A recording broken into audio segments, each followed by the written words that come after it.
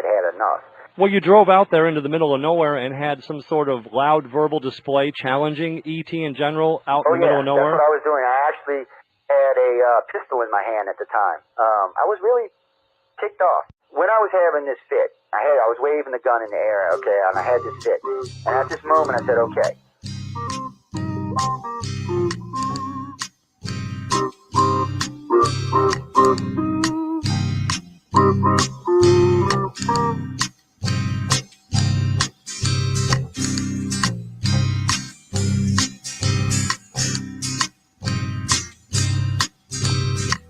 He was a Louisiana man named Montaldo.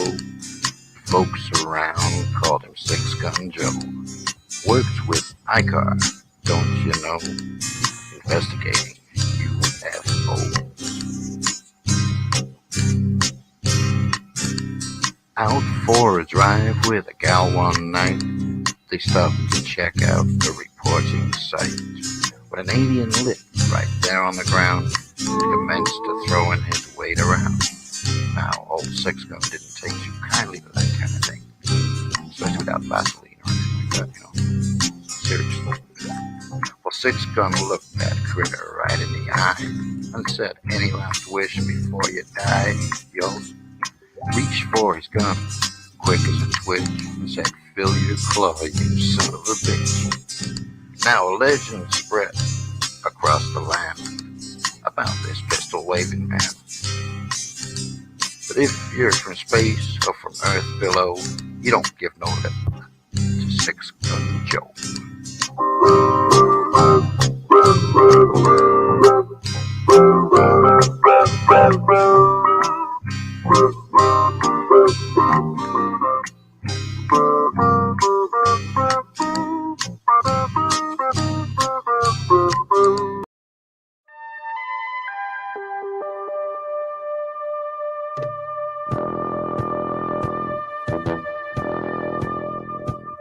Tune in to UFO Undercover, Wednesdays at 8 p.m. Eastern, with your host, Joe Montaldo, right here on the Paranormal Radio Network.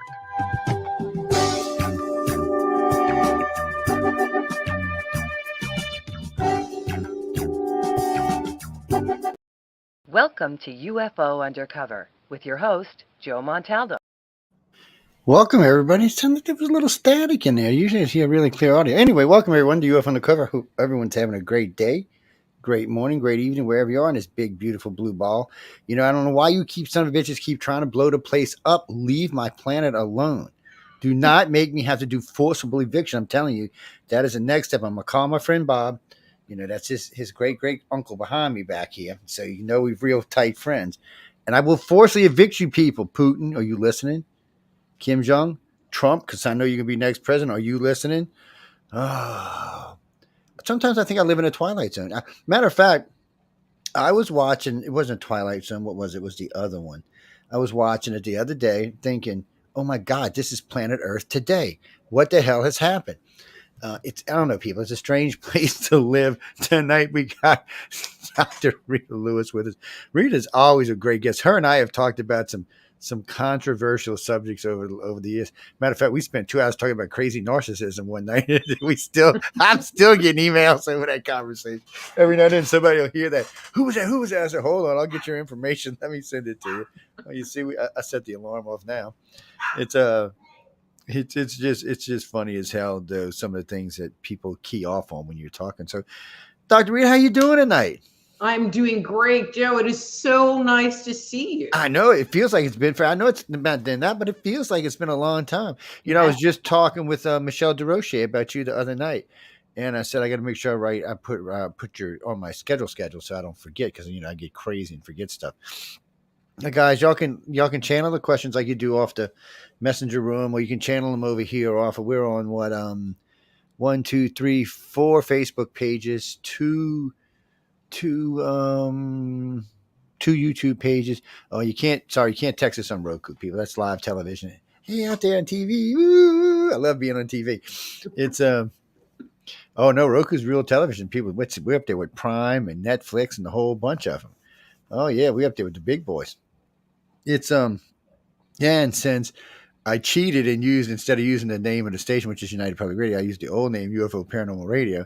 It cheats. You type in like UFOP and it just lights up the whole station. Comes up. So, well, people, we want people to see us. We want them to hear us. We want them to know what we're talking about.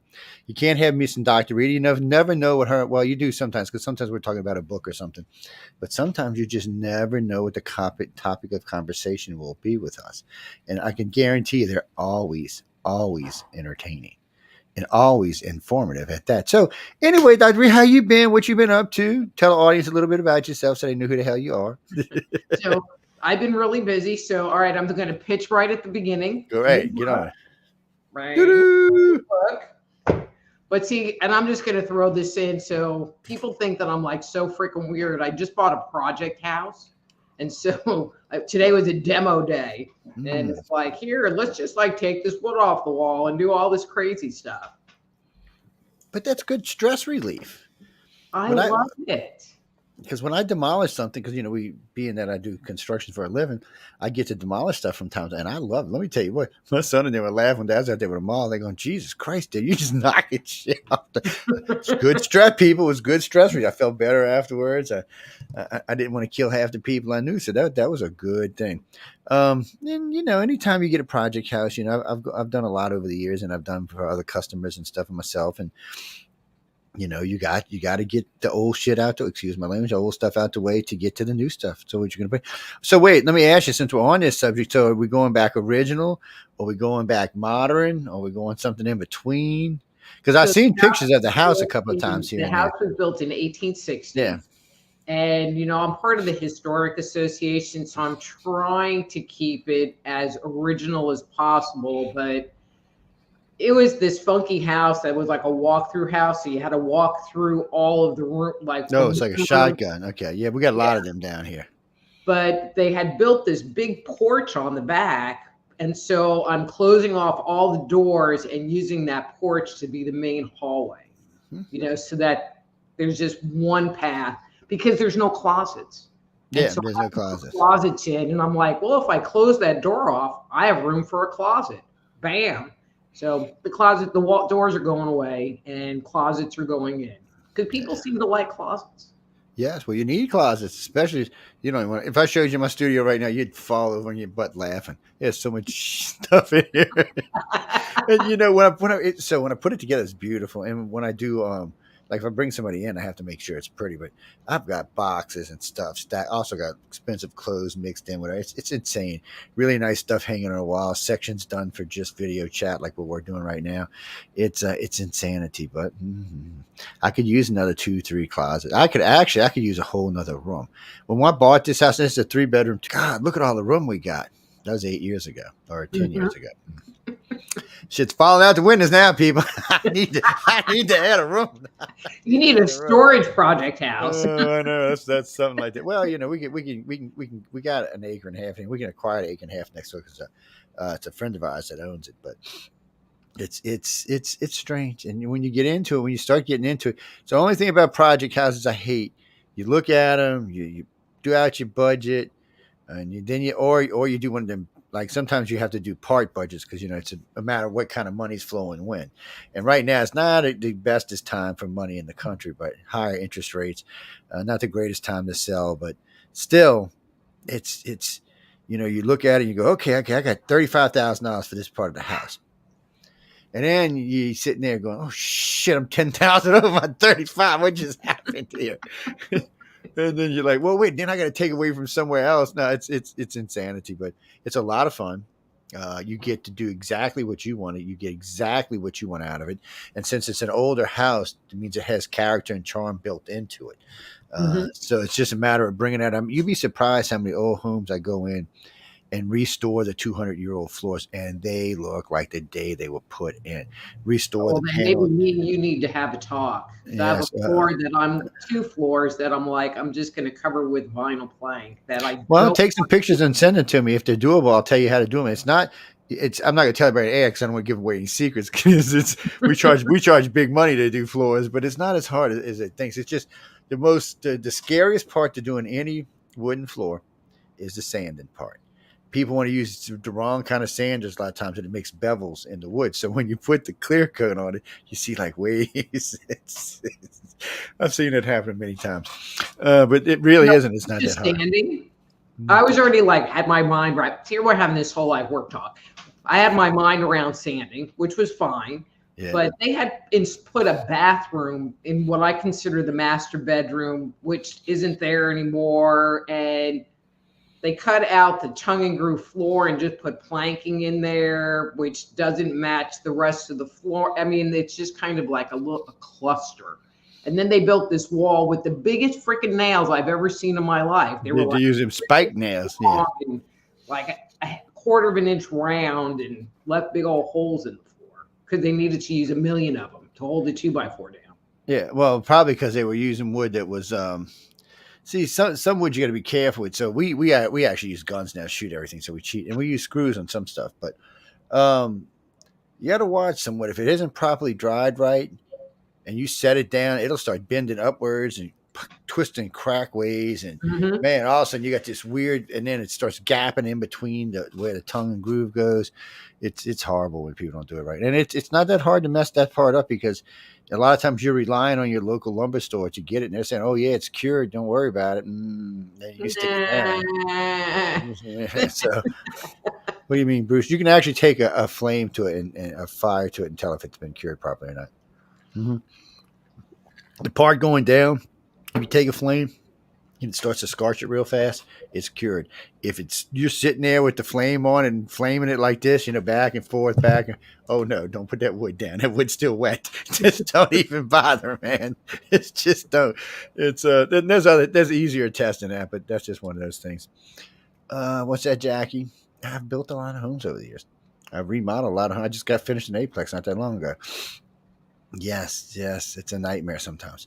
And rule of thumb when it comes to any kind of construction, always count on Murphy's Law.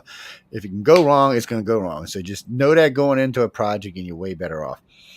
Well, because there are going to be things that weren't in the project, or you're going to find stuff hidden in walls or plumbing or electrical. Because when you're talking homes as old as her, there's lots of issues with the electricity and stuff, and it depends how modernized. Let's back up. No electric. No water, no plumbing. Oh, you got to run everything. Well, you're going to have a ball. Well, hey, at least as long as you get the walls over, it's going to all be new. That's the best way to do it too. You don't want none of that tongue. So what they used to have in their house, if they even had it, was a tongue tube. It's just a piece of plastic, not even plastic. It was glass actually, and it would be on a nail on top of the thing. It'd be a piece of wire wrap going on.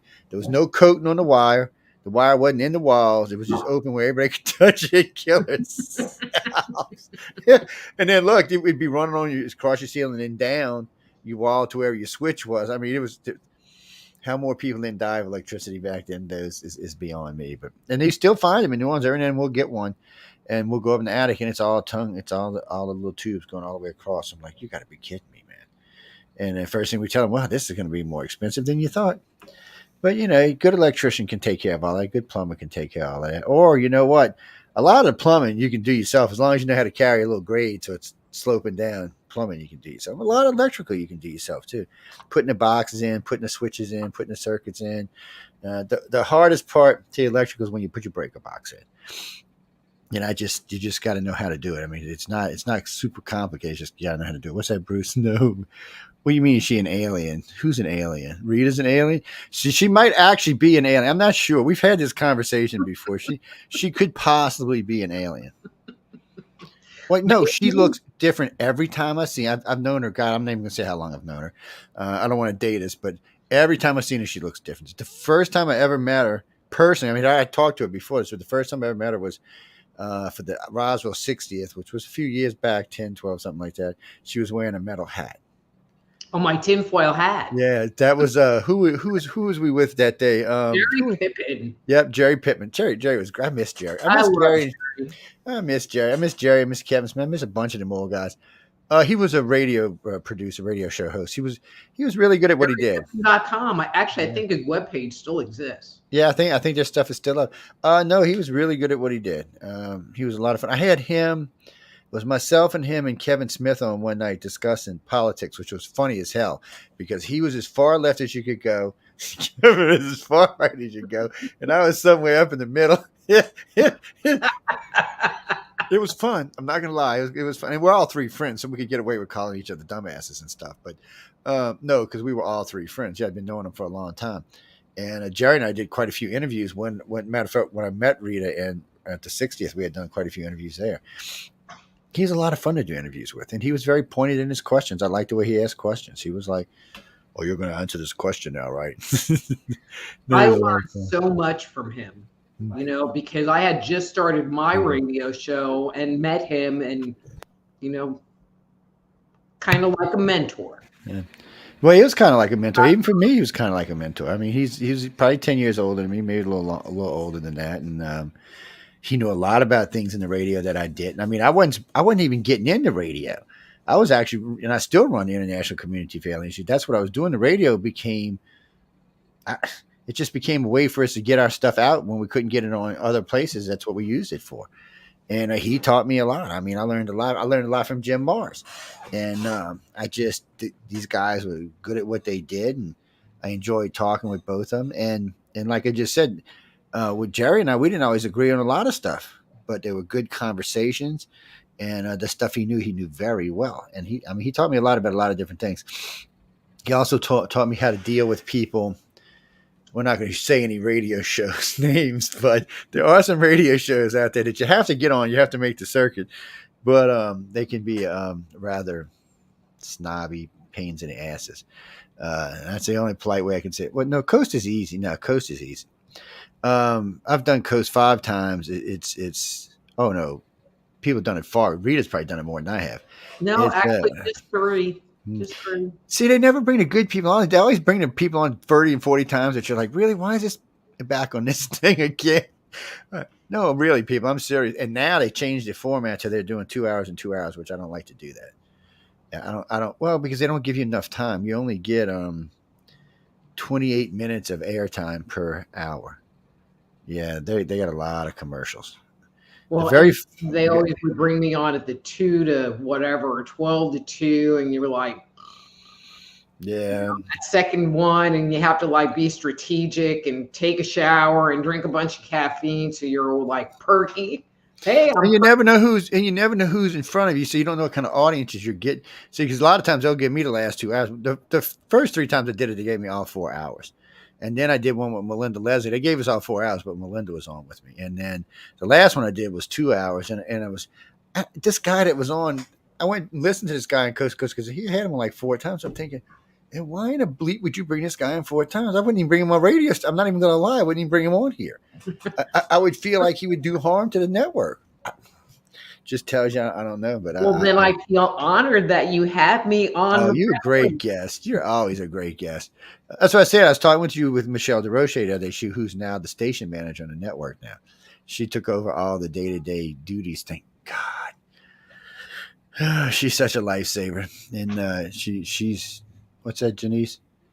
No, I do call her the Canadian Elvira, yes. And one day she will smack me in the head for that, but she lives in Canada. I live in Louisiana, so her arms ain't quite that long yet. Yes, no, she is a Canadian. Look, first, we're not going to get into this for long because first off, she will sleep anywhere anything bad has happened. Like, if Blad impaled you, she wants to take a nap there. At Amityville, oh, let me go spend the weekend at Amityville, just sleeping in every room. She's crazy. No, she's a great host and she's a great manager, but I don't want to go hanging out with her. No, I'm going to pass on that one. You let her loose in Europe. I'm telling you now, if you let her loose in Europe, everything that's scary, haunted, she's going there.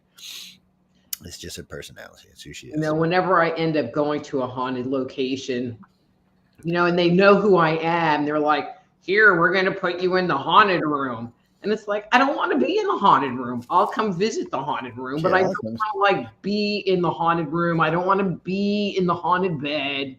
I can come look at the bed and then go back to my non-haunted spot. I'm good. I don't need to be sleeping with no ghosts. Look, it's bad enough I got to sleep with aliens, man. You got to keep them damn ghosts. It's a friend of mine's like, let's go ghost hunting. I'm like, you go ghost. And the bad part is some of the places we go, it's like cross contamination is.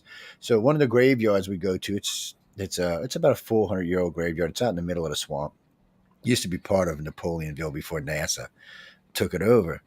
Well, there's a lot of sightings in that area. So we were back there setting up one night watching sightings, and there's a graveyard right there. And so, like I said, it's about 400 years old. So we're standing in the middle of this graveyard setting up. Fog comes rolling in chest high, right below your chest. And it's just, and then over every grave, it was rolling like this. I'm like, what the hell is this? And before that, we noticed that there was a string with a bottle of water hanging over every grave. Don't ask me. I don't know. I still to this day don't know what the hell that was for. And anyway, then of course you heard the alligators off in the distance moaning and groaning because it's like 2:30 in the morning. So they're all out there with their big noisy cells that they do probably mating calls. And if you're not from here, it can be quite an experience. But that graveyard was just wicked in the way all kind of weird shit happened there. And you would see things like move through the fog, like an image of something or a shape of something, maybe like a person or something just moving because the fog would swirl behind it. Whatever it was walking, and they looked about the same size as us. So I was figuring it was a person. Hell, we lost 2 people there for 12 hours. They got lost, somehow wandered outside the gates of the graveyard, ended up walking through the bayou. Lucky they didn't get eaten or killed by a snake or something. Mm-hmm. Found the dock, and we found them on the dock. I was like, what did y'all do? I said, I said, what's it? He said, what? I said, let me show you something. I said, you see this thing? I said, we do have cell service back here. He said, no. I said, yeah, we do. Look at your cell service. Holy shit. I'm like, yeah, you could have called us at any time. We could have came and got you. You know that, right? That was like, oh. It's like they wanted it's like they just wanted to be scared or something. I don't know what that was about. Kirby, actually, we're going to get her to tell us in just a minute. Yes. Well, we're going to reminisce some more, and then we're going to get her to tell us what her new book's all about. Yes. Oh no, the one about narcissism. Yeah, you can get it. It's still out there. I'm pretty sure I saw it just recently. Wait. Yes, I know. I just seen it. There it is. Yes, we had some really good questions coming. As a matter of fact, I think we had a couple narcissists call into that. I'm almost positive. No, we don't mind. We'll talk to anybody. Who was it the other day? I seen somebody. I was thinking, oh, was it not Ted Phillips? Who the hell was it? Oh man, I can't remember who it is. Man, getting old bites. Was it Daryl Sims? I ran into somebody the other day. I was talking to him about you, and it's somebody we both know, and now it's right out of my head. What do you mean, Kirby? No, it's not. That's not Jonathan Lear. There's a lot of stuff been going on lately. So, yes. What do you mean? Am I going back to DC to testify? No. I'm sending Rita in my place. Yes. I'm gonna give it. I'm gonna give her the tapes and say, "Here you go." Well, I don't do. Okay, real quick. I mean. Rita, how trusting are you to go sit in front of the Pentagon, the House, and the Senate and spill your guts about everything you know? I mean, do you really feel comfortable enough to do that? I always ask this question to people because some people feel really comfortable, and some are like, no effing way, and I'm kind of in between. Well, if I was sitting here talking about like narcissists or psychic stuff, I would be totally comfortable, no issue at all. But then there are some topics that I do talk about, like alternative health and how I'm not real happy with mainstream medicine. Mm-hmm. And I just had literally this week a 2013 interview with this guy, Carl Helvey, where we talked about alternative health, and it wasn't even like that intense of a video. Way before COVID, blah, blah, blah. YouTube just took it down. Oh, yeah. Because it went against mainstream medicine and the WHO. And I'm like, are you freaking kidding me? Oh, yeah. We've gotten strikes in the last 2 years over stuff that was 10, 12 years old. We used to have Conspiratorial on the network, and Banal America used to be on the network. Well, we still carry their reruns, but I can't put them in mains because YouTube hits them all the time. They're saying no. And then we have one host, Kathy Belsky. She's out of Hawaii. She's does holistic medicine. Oh, no. She couldn't put anything up. But what got me is if she put it on her YouTube page, they left it alone. She put it on our YouTube page, they banned it instantly. And then one of our pages, United Public Radio, they just decided one day for no reason, gave us 3 strikes and took it down all in the same day. Never could get a reason. I was just stunned. It wasn't about anything of any content or anything like that. I don't know. They said we were using the live player incorrectly. I'm like, well, why don't you just tell us? Which They we keep- still use a live player like that today. So I'm just, I don't know. The station was making good money, is what it was, and that particular station was getting quite popular, or that particular page was getting quite popular, and it was making good money. And then they just decided nope. And now, no matter, we have two other pages. No matter which one I submit, they won't let either one of them get monetized. They're I like, mean, nope. that was why I stopped doing my show, because they demonetized me. And it was like, the little bit of money that I am making from this, it's like, okay, now you've just really pissed me off. And now they have all this new criteria for monetization. And it's like, okay, Well, put it on Rumble. You can probably make some money on Rumble. I can't put mine on Rumble because so my live stream now, I stream to Facebook, YouTube, and Rumble. Although I did hear that Twitter will actually let you use the chat feature in StreamYard. So I'm looking at moving it to Twitter. Yes, because we do have Twitter in our feed for that. And also now, if you break, which will probably pay you more money on YouTube, but if you break 10,000 users on TikTok, you can use them as a live broadcast now. So we haven't actually got to 10,000 over yet, but I checked into it about 2 months ago, and they said, oh yeah, well, because I use the live features on TikTok all the time, but I want to use it for the station, with the key. And they said once we get to 10,000, they'll let us do that. So I'll be able to drop it right in here. Like it's like right now, you could drop your YouTube page in or any other pages, Facebook pages. They let the guests bring pages in now too, which is nice. Mm-hmm. And so, I mean, StreamYard is getting better and better. It's more stable than so there are some things I miss about Skype, like the call-in features. I do like hearing somebody's voice, but for a lot of our guests, Skype was too complicated. Zoom has too many technical issues and too many security issues. It makes me nervous. Too many people have been hacked over there. You can't stream the show. You have to record and then upload. And I mean, my show, so it's Thursday Night Live with Dr. Rita Louise, and people can text in, message in, and get free readings on air. So it's really kind of cool. So having that chat feature available, which is not available on Rumble. It's not. It's not. It's now. I mean, I know you can drop Rumble into your StreamYard feed just like you do anything else. But for some reason, Rumble wants you to get a new code every time you use it. That's a pain in the ass. It is a pain in the ass. And when you have this many shows that we have, it's and some of our hosts can do it, and some of our hosts are going to be calling Michelle and I am going to be going, really? Are you? Don't bug me about this stupid crap. And there's a couple other new ones coming out besides that. I mean, we can also stream off of Podbean and a few other places now. And I know iHeart's talking about it, and so is iTunes are talking about it, setting up a feature like StreamYard. So there may be some good things coming up in the future. And I mean, we're on iHeart and iTunes anyway. We're all, matter of fact, I think we have 3 accounts. Oh, we got 2 accounts on iTunes. Now we had 3, but somebody hacked one of the company's pages we did business with. Another one we were making good money off of. And he told some South Korean guy to go F himself. And next day, all you seen bouncing across his website page was the head of the guy just bouncing around. Just destroyed the guy's 25-year-old website and business. He never could get it back up and running. As well as a podcast. That's why they say Jesus saves. I periodically, when I do a major update, I download backup copies to a hard drive so that they can't even get into the server and destroy me that way.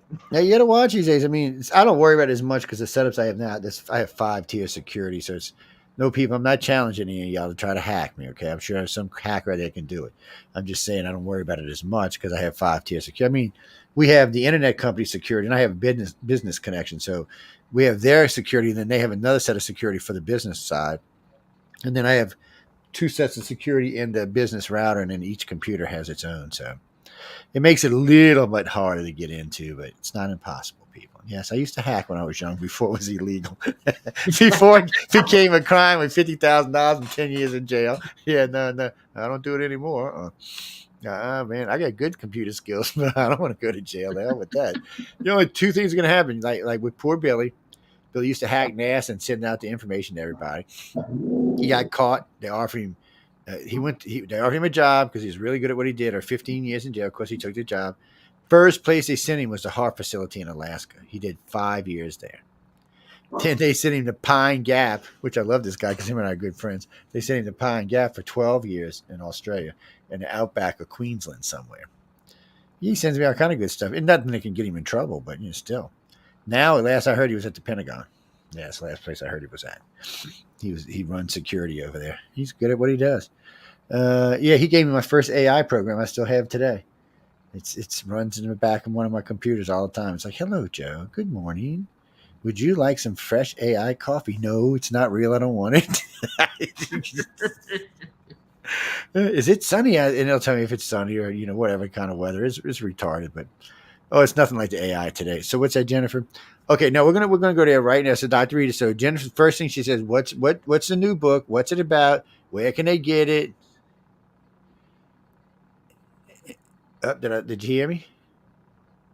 What happened? You're asking me? Yeah, I was asking you. Yeah. I thought you were just reading.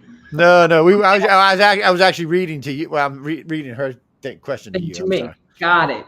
Okay, so and I'm going to just give a little background. So when I was finalizing I'll do props, the dysfunctional dance of the empath and narcissist book, I met this new guy who seemed emotionally secure and like a good guy.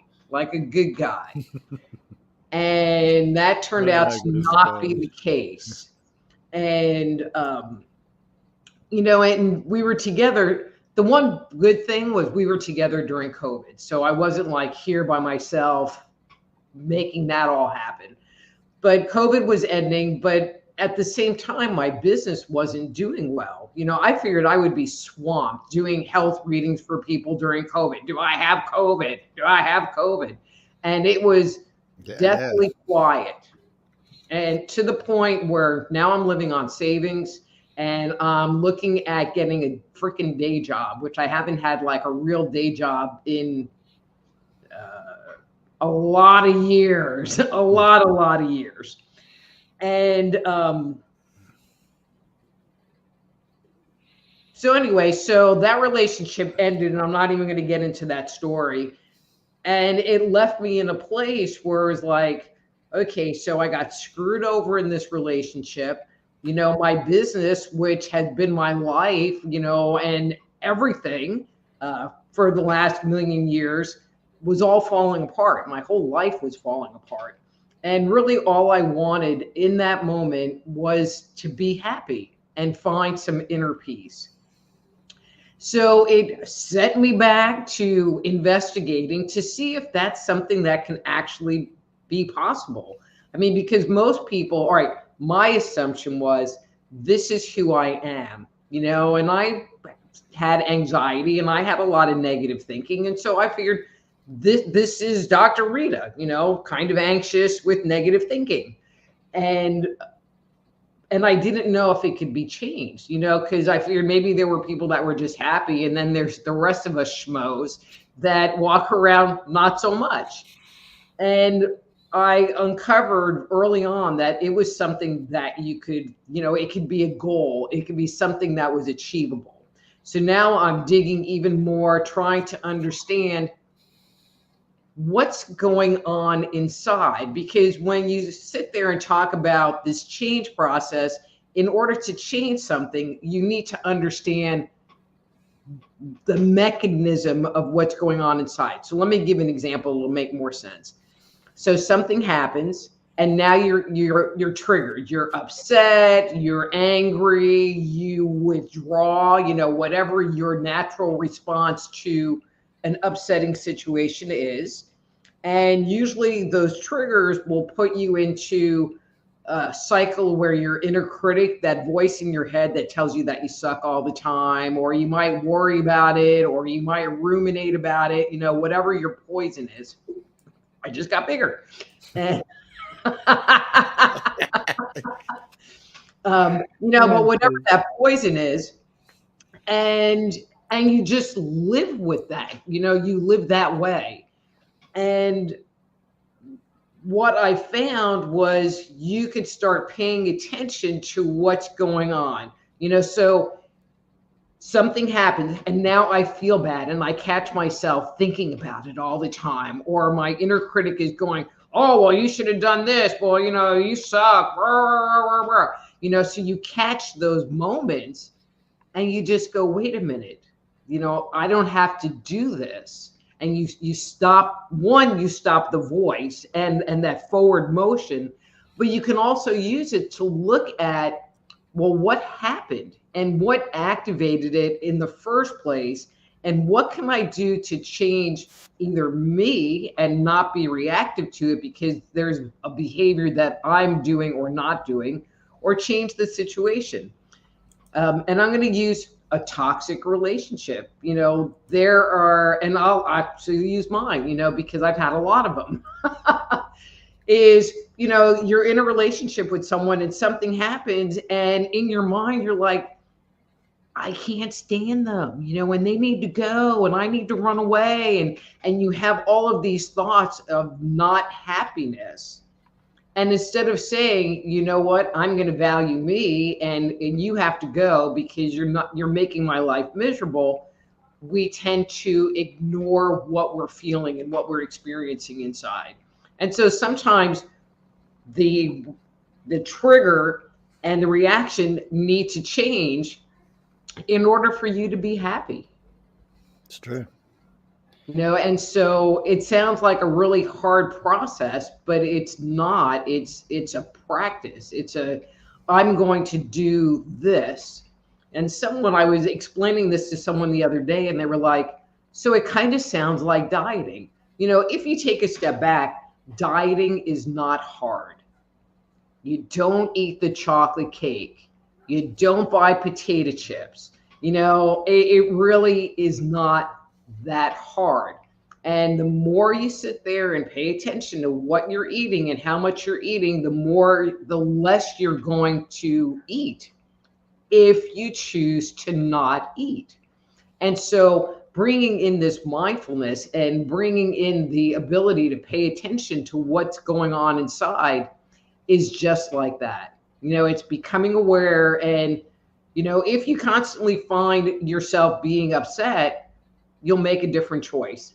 Okay, so I just had a client today that I've been working on this with, who she has this friend who I don't care for at all. And her mother can't stand her. How's that? And, because she's younger. And so we've been talking about it because this woman, girl, whatever, is constantly activating her and constantly setting her off. And I keep talking to her. It's like, but is this how you want to have your interaction be with her every time? And so they had another, I'm going to say, shit show this past week. And she's finally to the place where it's like, you know what? I don't want to do this anymore.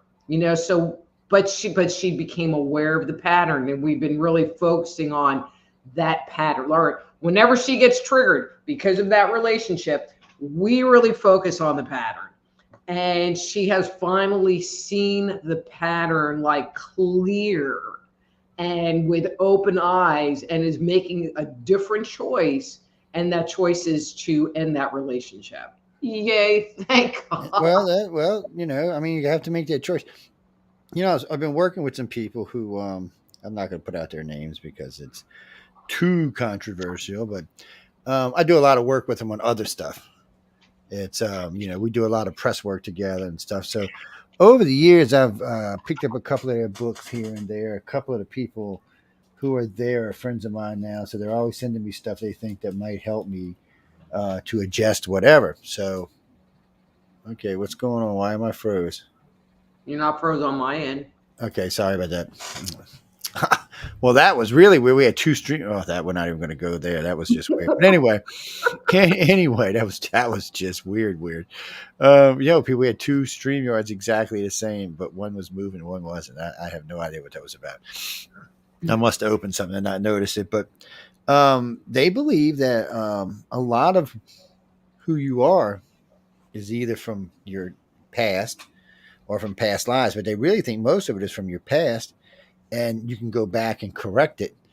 so that those problems no longer bother you. Now, I've seen people do this with things like arachnophobia, swimming, because, I meet people who have an irrational fear of spiders for no reason, people who are deathly scared of water for no reason, so, I mean, I'm sure there's a reason somewhere, but when you look, but this allows them to go backwards, relive or fix that problem, and then it instantly snaps, the whole thing instantly snaps forward, and it's no longer part of your personality or who you are anymore, which has got to be weird to start off with, because it would be like a 20-year just change, and you'd just be sitting there going, what the bleep just happened? But I've heard other people talk about it, and I've seen it work for some people. Whether it would work for me or not, I'm a little kind of pain in the ass complicated. So unfortunately, oh no, people, unfortunately I'm complicated. It's my, and with those really deep-seated fears, I can understand doing some kind of regression work. The methodology that I'm suggesting, let's go of your past. I mean, yes, all of that crap came from your past, because before we're 7 years old, that's where all the programming came in. The programming that told us that we're a failure, or we're not competent, or we're not important, or we don't matter. I mean, whatever that programming is, that because we were told that, now we react in that way to everyday situations. That's true too. I've been working on myself for a very long time, and I have a freaking library of self-help books. I mean, people go, "This shit thing never worked for me." Very well read, and it's like, well, that's because I got a freaking library of self-help books. And with this new direction, dang, it was me all along. My goal, I just put down all of the books, and I was like, hi, whoever that is. That's Linda going, just zinging by. It gives you the opportunity to just sit there and say, okay, my past was my past, and now I am moving forward. So what do I need to do today to be happy, or be happier, or be content? And it's not about dredging the past, even though as you work through this process, the past will come up, but the focus isn't on changing the past or fixing the past. It is very much forward moving and being in the present moment. This is how I feel right now. This is what I need right now. And if you're being challenged, that's when you might look to your past and go, so how did I end up here? But it comes more from a place of curiosity versus I need to fix it. And I think that's where a lot of people get stuck when they're working on themselves, is we've been taught we have to fix it. Well, maybe we don't have to fix it in that way. Maybe we just need to change it. That's true too. Maybe we do just need to change it. Fixing it doesn't always work for everybody anyway. It's well, fixing it just says there's something wrong. That there's something wrong with me, and I need to fix it. You don't fix things that aren't broken.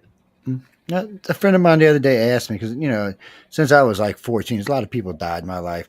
For a couple of years there, it was like 3 a year. I mean, we're talking close. I mean, lost both parents to cancer, grandmother cancer, grandfather that got run over by a damn great all after having a heart attack on a damn thing. So it's and then lots of friends along the way. Just recently, quite a few friends. It's just, I don't understand how you just deal with it. I said, what do you mean how I deal with it? I said, first off, death is part of life. And unfortunately, I've come to that, with my own mortality, I have come to that fact. So I said, I realized that off the bat. So that helps me some. And I said, frankly, I'm so busy and I have so many people in my life that it just, I don't get normal morning time, which is probably not a good thing. I've asked a couple of shrinks about it, and they said, well, if it works for you, don't worry about it. But my life is too busy, and I don't have that kind of time to harp and think of anything for any long periods of time.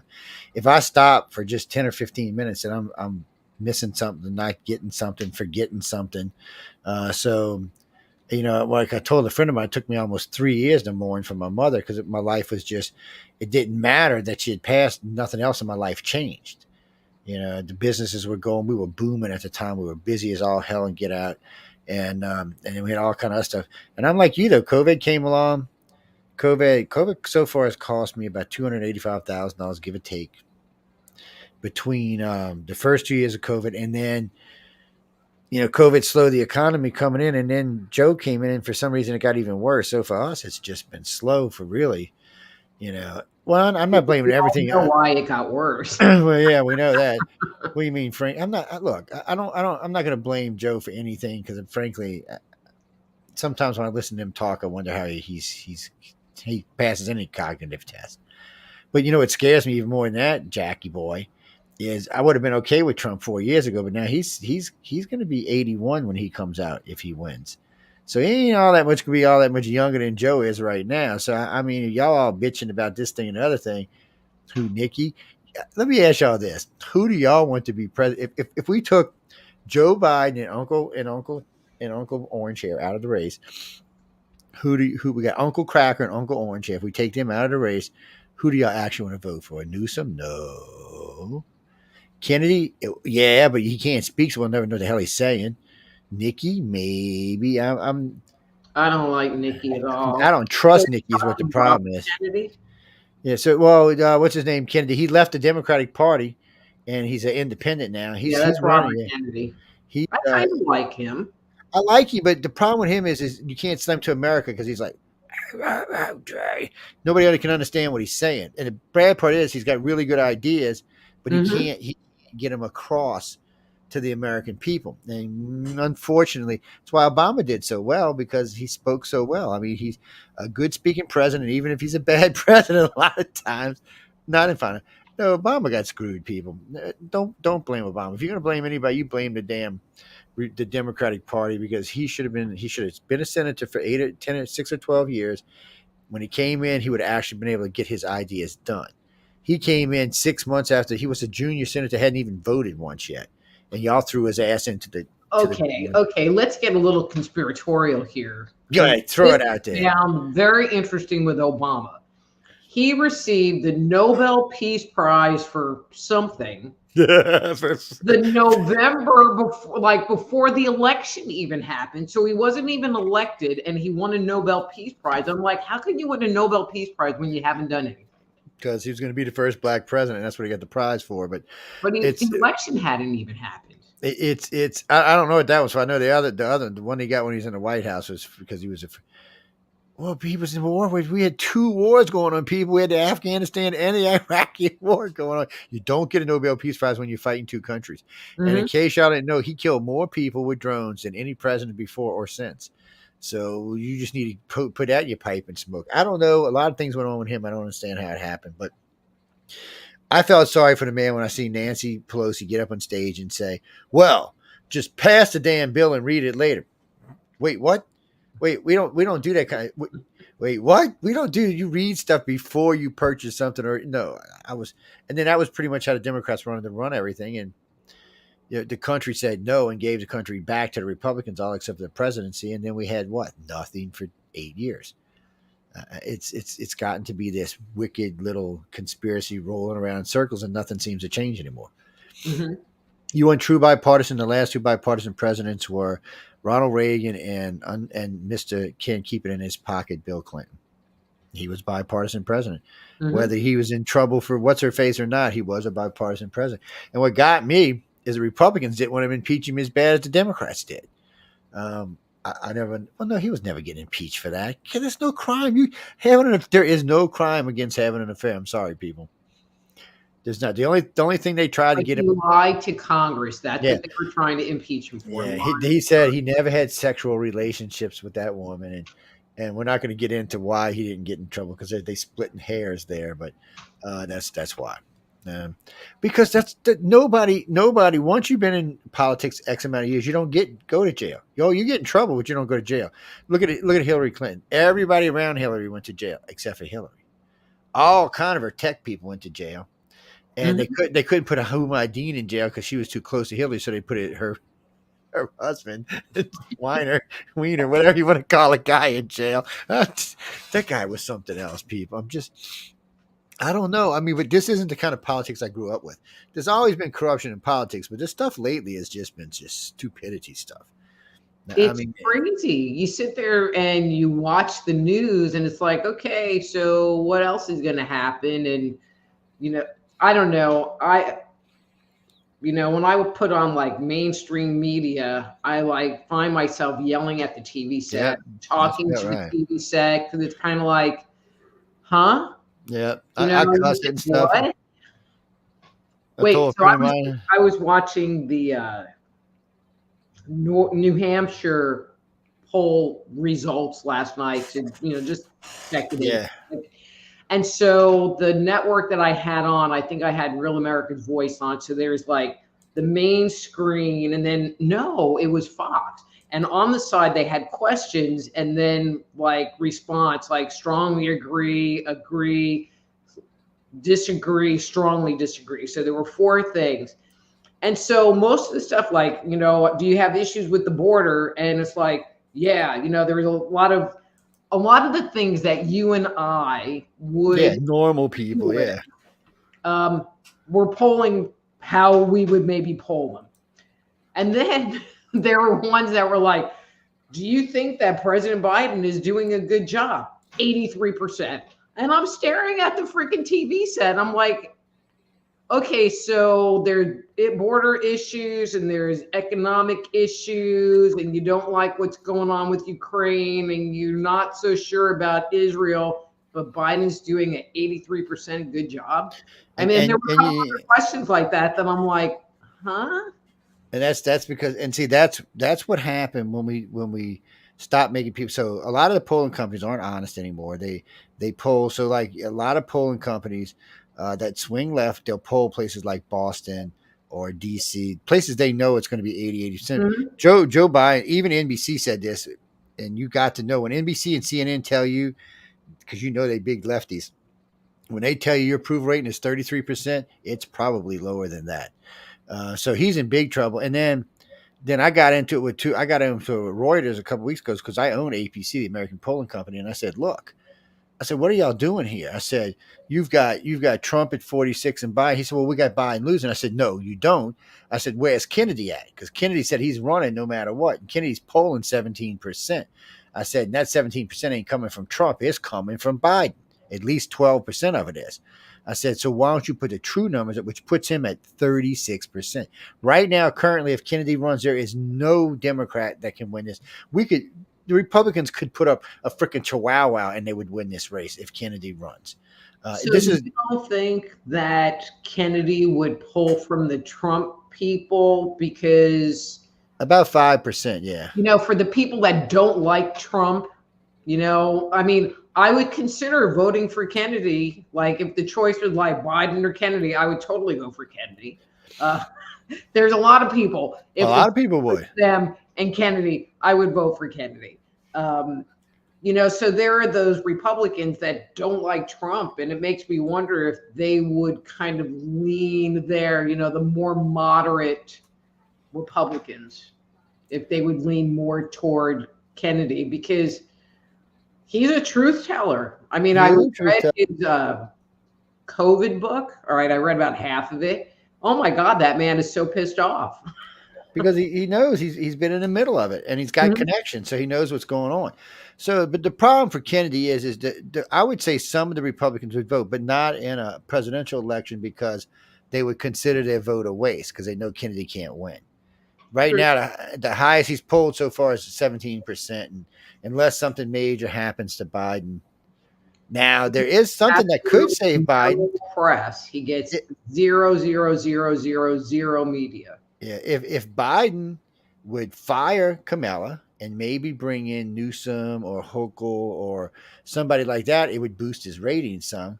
That's what I'm saying too. But what do you mean, Christopher? You mean that? Okay, I'm not going to get into abortion thing long because this isn't the news show, but y'all can come bring it up on a news show anytime on Friday night. We talk about it all the time. What's going to really happen here is I'm going to tell you what Trump's going to say. He's going to say, oh, no, overturning it did just what it was supposed to. Let the states decide. And that's what he's going to say. And that's exactly what's happened. The states have now decided who gets rights, who don't get rights. So if you don't like the way your state voted, you can move your ass to another state. But it's never going back to a federal thing because it should have never been in federal custody in the first place. It's just not one of those things like guns. Certain gun laws should never be handled by the feds. There's just some things because the government is too blind.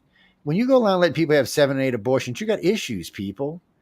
I mean, no. I can understand you get in trouble or somebody. I can understand you're 18-year-old girl, 20-year-old girl. You get in trouble. You don't want to have this baby. I can understand that. I can understand if other things have happened to you, rape. I can understand that. I cannot understand when women have 6, 7, 8 abortions. You can't register it in my head. It just doesn't make sense to me. God, it's what freaking birth control's for. So I have issues with that right off the bat. I'll never tell a woman she can't choose. I just think once it becomes birth control, we need to think about it. That's all. Mm-hmm. That's all I'm saying. And then there's the other thing that's just catching steam that I worked with this group for a while to help them get this going. So if a man gets a woman pregnant and she decides she wants to keep the baby, he's got to pay child support. If she decides she don't want to keep the baby and decides to do whatever with it, he don't have any say in it. So that law is going to be changed. They're going to start pushing this really, really, really, really hard because there's no rights for men at all in there. None. So what happens if the man don't want the baby and the woman does? He shouldn't have to pay for it. If it wasn't a consensual thing, he shouldn't have to pay for it. No, I mean, if she can abort it, then he should have some rights too. They're going to have to balance it out because there's a lot of big lawsuits coming up now, and states are losing these lawsuits because it is a form of discrimination against men. Yeah, you see, that's the problem when you do these laws. Somebody always gets stepped on. Always. It doesn't matter what it is. It's like affirmative action. Someone always gets stepped on. Somebody's always going to be, well, what are you talking about?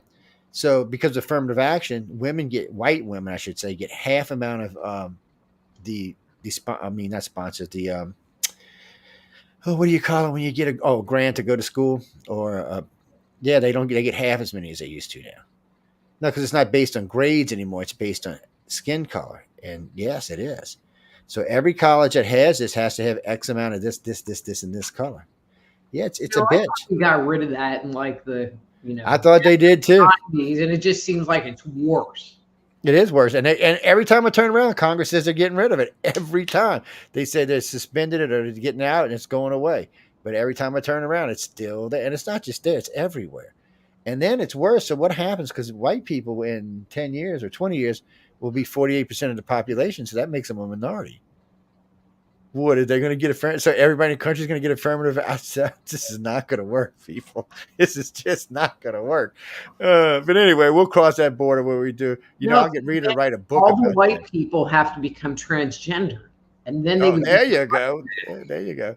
We could all join Disney. Okay, that was a cheap, low shot. I'm sorry, Disney. I didn't mean to take that shot on you. That was low. I know it was. Oh man. That's what I tell you. Rita and I could talk about any damn thing. Man, we'll have to get her to write a book on that in 10 years from now when it gets worse. Yes. Well, no, people just don't worry about it. Everybody has the right to believe what they want to believe. You should never be offended by someone else's beliefs because you have the right to believe whatever the hell you want to believe. What do you mean? Do I care? Okay. This is going to sound mean because it is. I don't really give a bleep what y'all care about. I really don't. I'm not president. Only people I care about is the people around me that I need to take care of. The rest of y'all can, how can I say this nicely? Kiss my big white happy ass. That's the only way I can say it. It's because I'm not like most people. I've been very lucky in my life in a lot of things. Very fortunate in my life in a lot of things. I've lost a lot of people. But I've had a lot of breaks in other things. So it's always been kind of a give and take kind of thing in my life. So I've learned over the years to deal with it. What do you mean I don't get? I get pissed just like anybody else does.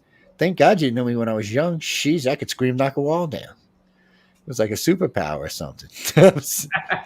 Narcissist? No, I wasn't a narcissist because I don't look at people for what they can give me. I look at people. Okay, be frank about it. I judge all people the same way. You're either an asshole or you're not. Frankly, that's how I look. I don't care what color you are, what sex you are. It doesn't matter to me. When I look at you, it's everything's always based on your actions, not on your words.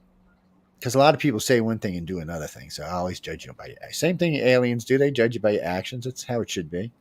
I judge them by their actions for that matter. When we're having discussions about alien and extraterrestrials, I judge them by their actions, not by what this contactee said or that contactee said or that one said or this one said or that one said. I judge it by simply what we've recovered over the years and how they treat people and how they deal with people. And it's not always evil and bad.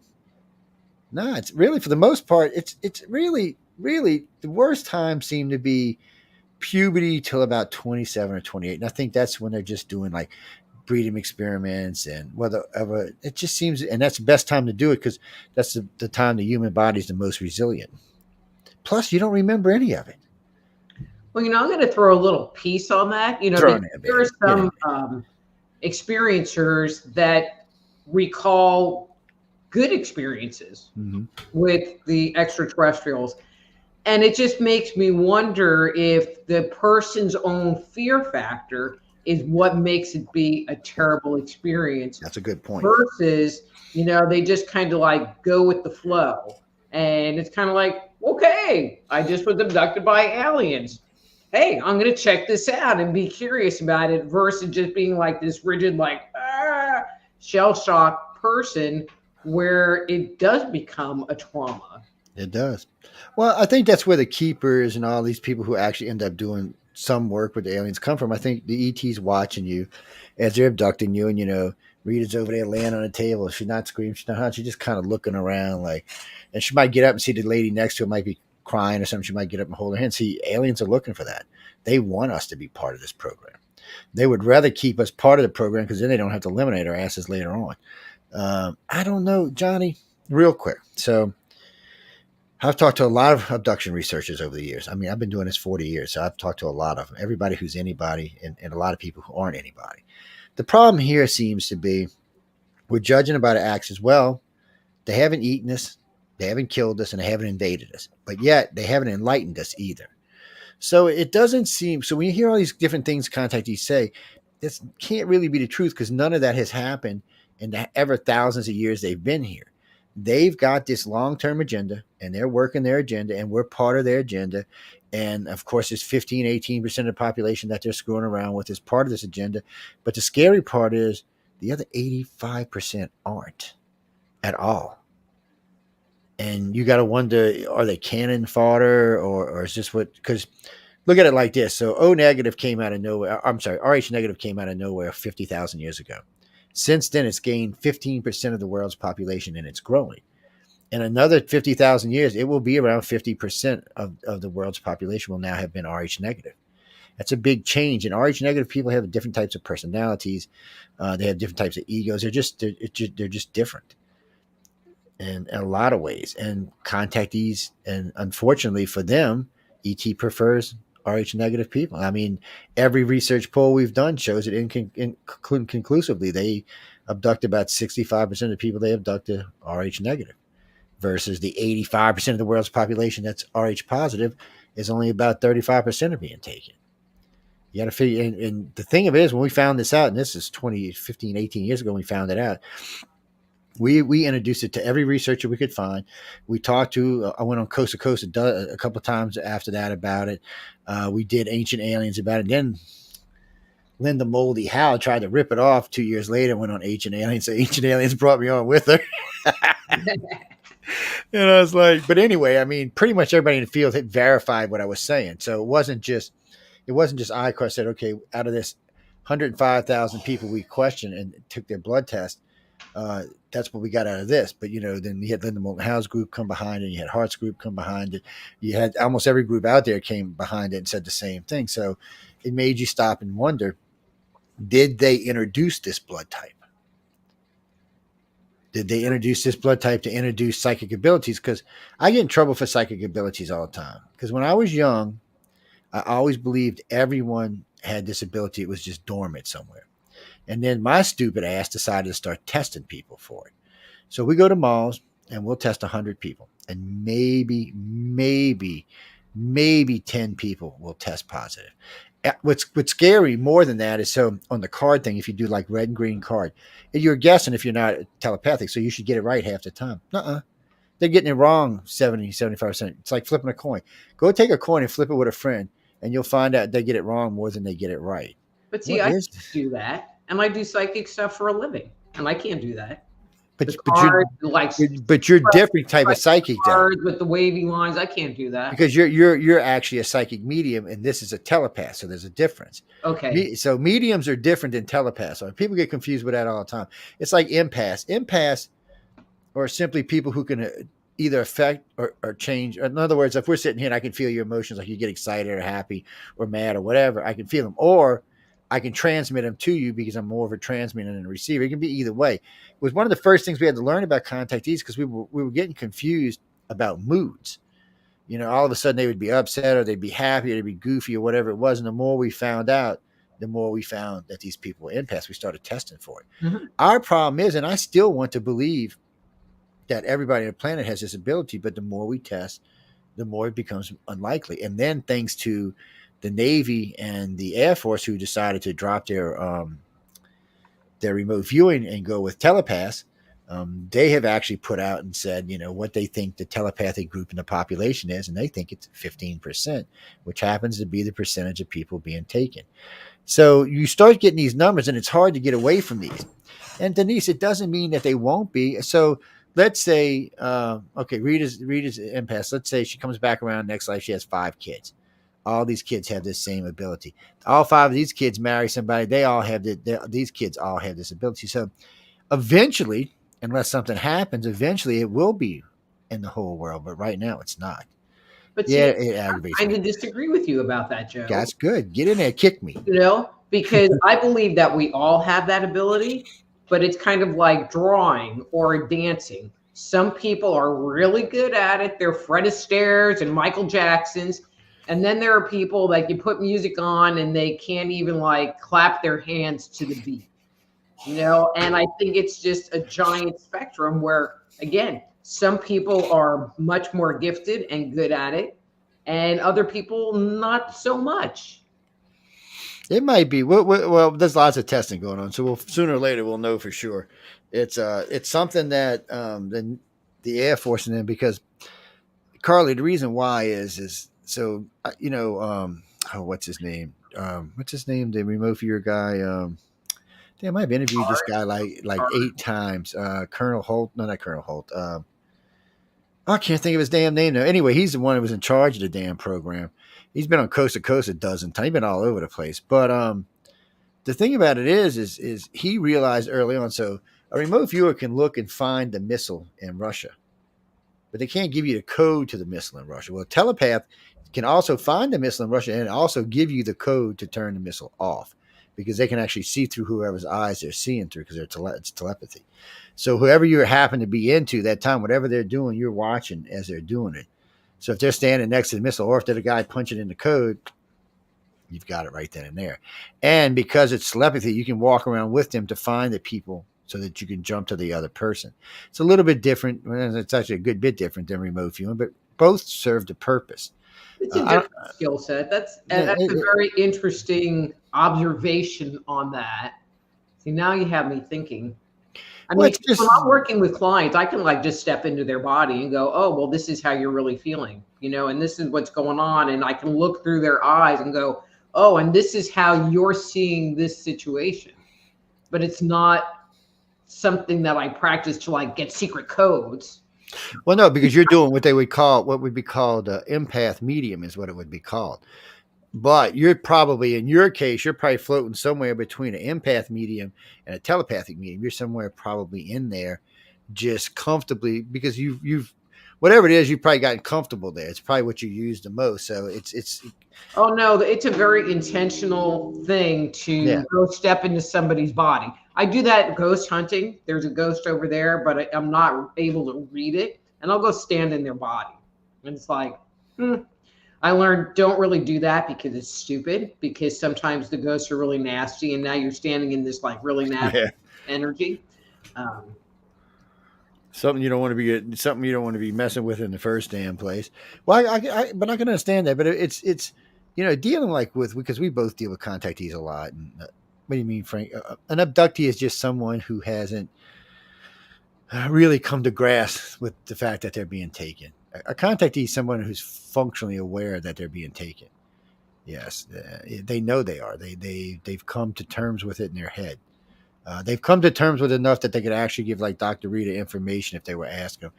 Abductees are more like they had a dream, or they had a feeling, or they've been sensing them coming, or they're just not quite over the hill yet.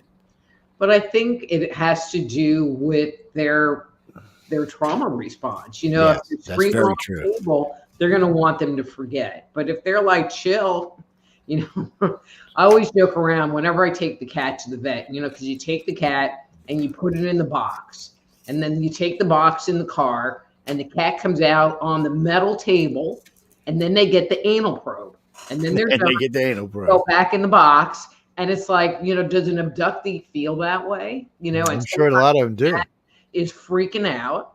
And other times, like mine, are like totally chill. It's like, here, I'll like take a little nap on this metal table, waiting for my anal probe. And, you know, and so I think they have a much better experience, and they'd be more likely to allow the person to remember versus it was a really bad experience, because I think I would want my cat to be able to forget. Yes, and that's exactly how it works. That you, if once you come to terms with it, and you're not freaking out, jumping off the table, trying to run for the nearest exit or something, they and the more interest you show, the more they want you to be part of the program. Well, no, Johnny.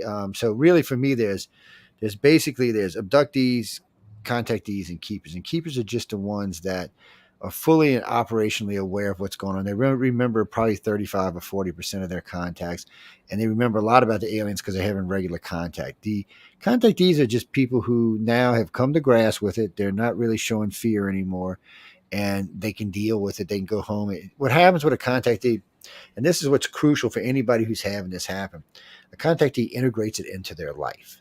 It becomes part of their life. It's no longer, oh, let me run and hide from it. No, this is part of my life. Let me use these gifts, because contactees are either empathic or telepathic or both. So why not use these gifts? You have them. You're not a contactee if you don't have them, so you've got them. I've never met a contactee. That's why for iKon and several other groups, it's considered abduction criteria, because we don't believe that you will. We believe all contactees are telepathic and empathic or both. Telekinesis I haven't seen yet, but so these people are putting this in their life. They've realized it. They're going to work. They're, you know, when their boss is bullshitting them about a raise, they're thinking, oh no, I can push another $1 out of this now. I use them for work all the time, people. I'm not gonna lie to you. When I'm doing contracts, I use it for work all the time, because I sense a customer is thinking there might be light or something, and I can go up in the price, or I feel the customer's feeling like, oh, maybe I won't do this because of this. Well, Johnny, that's instinct too, but for me, it's a little more than instinct. You can judge by the amount of contracts you get. That's how you know. Yeah.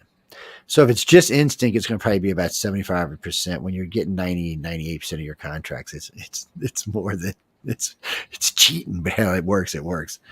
Well, I was thinking of what Dr. Rita was saying earlier. I mean, it's tight right now. It's tough. I don't know anybody, and I know a lot of comfortably wealthy people, and I don't know anybody right now that's in a long-term comfortable situation, meaning that their incomes that's coming in is plenty enough that not only it's giving them what they want, but it's paying their bills and allowing them to put money in the bank. I have not personally seen that in 4 years. No, I'm not even gonna lie about it.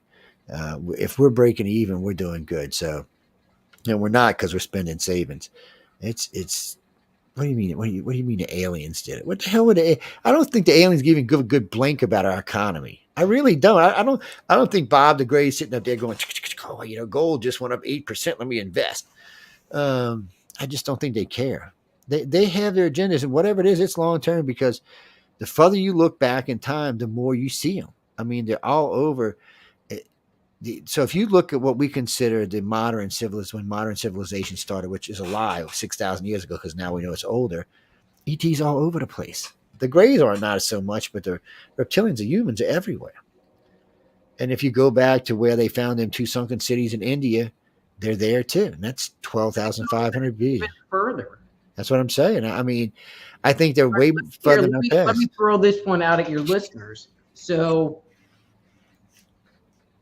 the most common myth on the planet, where it's very consistent, is basically the Noah story. I mean, their details change, but the Noah story. The second most common myth that we find on the planet is the story of how the gods gave humanity fire. And it was always by some mischievous god who gave it to humanity, and then they're punished. So we have Loki, we have Prometheus, we have Makabo, who's a Native American god. And so there's this consistency globally of the gods gave us fire, which to me, gods equal extraterrestrials. Yeah, So pretty we much. know for a fact, a hardcore fact, that 768,000 years ago, humanity was able to contain fire in a hearth. And they believe that the use of fire, not because they haven't found any other hardcore remnants, goes back to like 1.5 million years ago.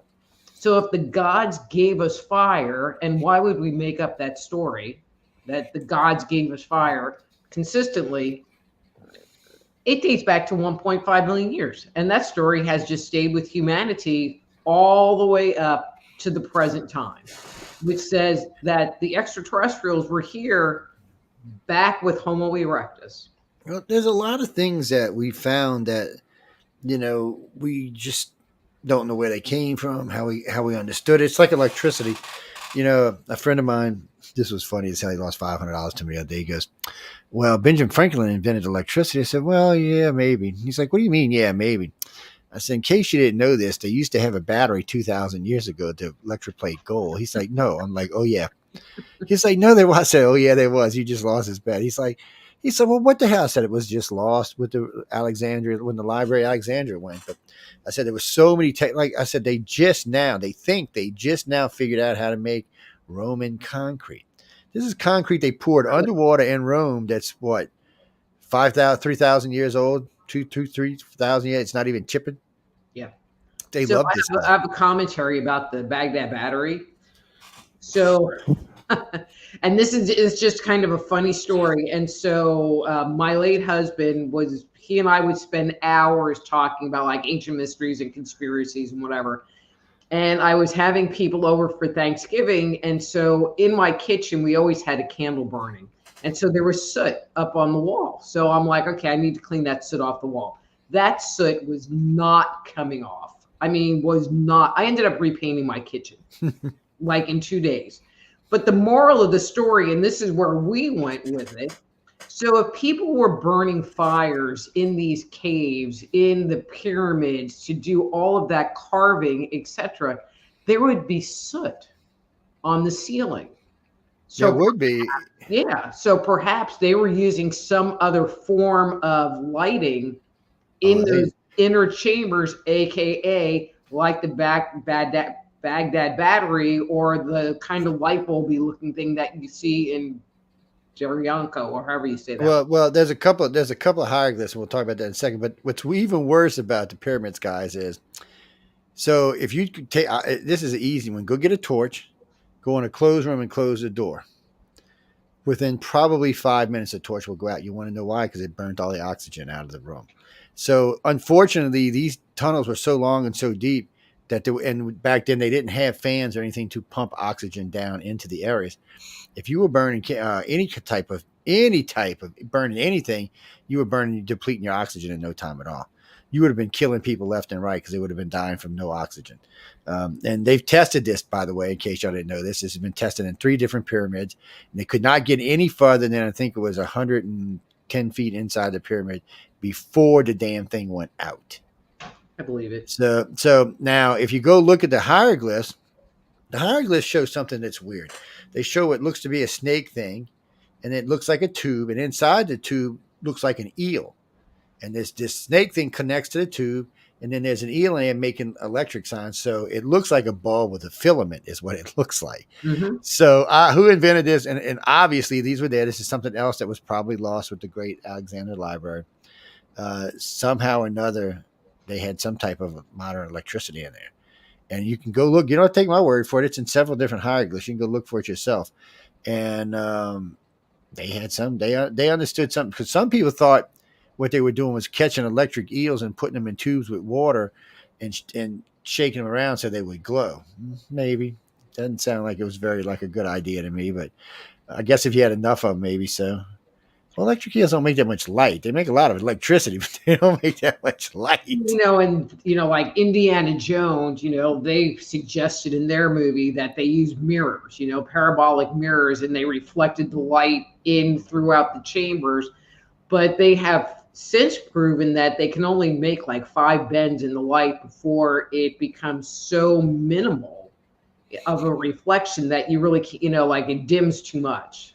Well, yeah, you'd have to have much larger mirrors to really to use that in big rooms and big areas. You'd have to have much larger mirrors, and that's and for a 1 room or 2 room area that might actually work. But if anything more than that, it's not going to do. It's not getting down in long channels. It's not getting in bends and curves. That's not going to happen. You need something else for that. Well, So, especially the ones where, you have to go down 50 feet to a different level. It's like, well, how did they get the light to go down? I mean, well, and another thing, theory for a while. and another thing, when Rita was just talking about the no soot on the walls, there's something else missing from the walls. Holders where you would actually put it. So any place you see where, like in Egyptian caves and stuff, where they're drawing artwork, there's actually holders on the wall where the thing went. And it was always above their head, so that the smoke would come down and go out. It would keep it above your head because heat rises. They even knew that way back then, 5,000 years ago. The Egyptians knew heat rose. So there was lots of things, but you didn't see any of that inside the pyramids, in none of the pyramids. So they were using something else for light.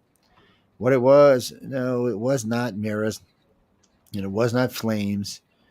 It was something else. Well, we don't know. None of us alive.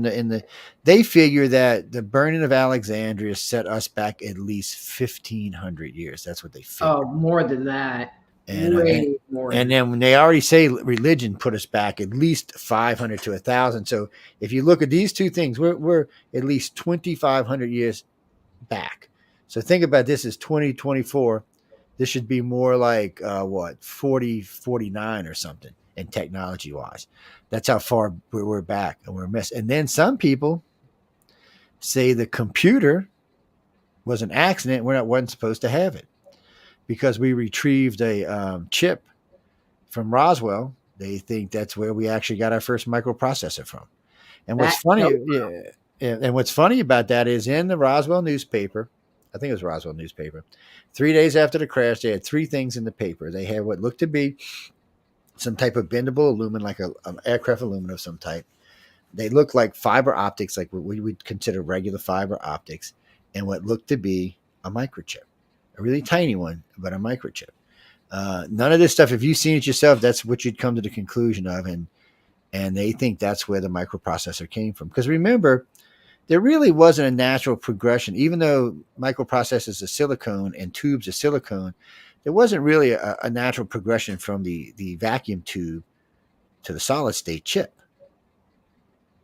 I mean, one's a thing full of gas and electricity, and the other one is just a little piece of plastic, a piece of silicone with some little copper or some gold things on it, and that's it. So, I'm not exactly sure how they made that progression. I've asked a million times. I've looked it up a million times.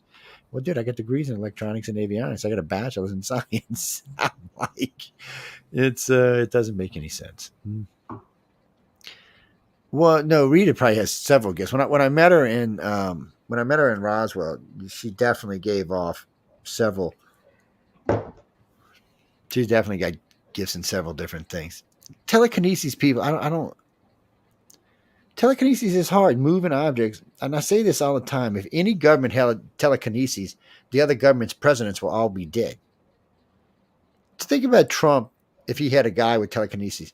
Kim Jong-un would have been dead today, got smart ass. Oh, God, he had a cardiac. And his lung, his right artery clogged and exploded on his heart, and he did. It's all natural causes. Oh, Putin had a aneurysm in his brain. He's dead.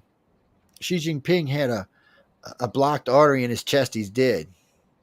All would be considered normal stuff, but none of that happens. We're not dying. They're not dying.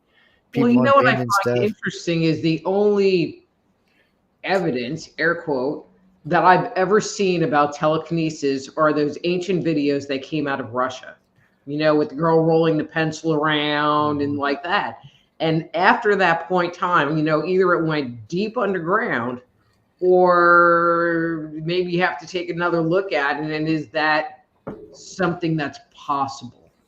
Well, I think it's possible. I just not for the rate of evolution that we're at, but I do think it's something like a little oddity, and I can't remember the name of the book, but it's the Indian narrative that talks about the Vimana. So I don't know if you've ever read that. And one of the things that it talks about in it, now I think it's a much later text in general, but one of the things that it talks about is that the ship is navigated by the mind of the person navigating the ship. And, and so the person needs to connect to the controls telepathically in order to make it operate. And you also find a similar commentary in other myths from around the world that talk about these aerial type ships. There's a connection, not a physical connection, but a telepathic type connection between this stuff, this equipment, and the user. Well, no, the telepathic interface has been around, as far as we know, for a while. The Greys do it differently. The Greys actually, because their ships are alive, so the Grey ships are organic. So the Greys actually meld with their ships, physically and mentally. So it's a little bit different. And the Greys, when they need something, the ship creates it, and then when they don't need it, the ship takes it back. Ships also are, like I said, it creates its own food and its own fuel supply, which the Greys actually eat too. So it's a very strange, but that's a very, very advanced technology. But the humans and reptilians still use what I would call switch and clicks, but they also have so a lot of their stuff, like their weapons and probably their telecommunications and even the way they drive their ships, are probably all telepathy. They probably all run through some type of kinetic or telepathic interface that determines what the human is thinking and puts it into an action on board the ship. So it wouldn't be telekinesis; it would still be telepathy, but the ship itself would determine what you. So if Dr. Rita said, "Hey, take a left up here at warp 5," that's what the ship would do. It would just do it. She could be anywhere on the ship for that matter and think it, and it would still do it. Mm-hmm. So it's a different. No, Johnny, we're nowhere near that. We do have a couple of the F-35s are equipped with these things that go on your. It's not fly by wire. They go right here on the side of your head, and it is, for the lack of a better word, it is telepathy. I don't quite feel it's true telepathy, but it is telepathy. So they can drive this plane with no stick in it at all anymore. They can drive it simply by thought. Well, when you get into a battle, if you can fly your plane by thought, you've already killed the guy next to you. I mean, he's going to pull the stick. By the time he pulls the stick, you've already thought about it. You flipped over and then launched a missile up his butt. It's just a whole different way of doing things. I'm going to throw in a little piece here. Back in the day, being able to tap into that information and that energy and developing those gifts were part of society, and they were part of life. They were. And, then religion came in and they got buffered out of us, so it makes you think, we're having this whole extraterrestrial conversation. If we did this to ourselves, or if that was some alien agenda to dumb us down, because we were getting too smart and too connected, and they wanted to dumb us back down to not be able to interface with that kind of energy. Well, so I could go either way on that. I could go, the church wanted to dumb us down because we were getting too smart. I could go to ETs one time. It might even been both. Because we know the church did a lot. I mean, all the burning of books and all that other stuff. But of course, Rita could be right just in the fact that they could be whispering in the bishop's ears, as far as we know. So the problem for us is we don't know what actually triggered that, other than that was a religious thing going on. Was it actually their thoughts? Was it somebody else's thoughts? I don't know. I guess we'd have to go back in time to find out. But regardless, it set us back quite a long ways. And it's keeping us back even today. I'm not anti-religion, and I think everybody should worship what they want to worship, but it should never interfere with the progression of life. Well, technology is not evil. It can be evil. It can be used for evil, but it's inherently, it's not evil. I mean, a nuclear bomb is evil, but all nuclear power is not. We bitch about gas and polluting the atmosphere all the time. When you get nuclear power, you don't have to do any of that. It's hard. I mean, it's hard to think which one it was, or if, like I said, it could have been both. I'm not sure. I'm not really trusting a religion to start off with. So. Why not? What do you mean? Okay, Jimmy, was I religious? Okay, I was raised Catholic. I went to Catholic schools and made my communion and my confirmation. Yes, I did. And then when my dad died when I was 15, I got unbelievably pissed. Joined 2 other religions and then said, screw them all. Joined a cult. Well, not a cult, a devil worship group. Then I joined another black cult, and then I got into witchcraft when I met Alistair Collins' great-grandson, and went from there. And then I decided somewhere along the line that all of it was bullshit.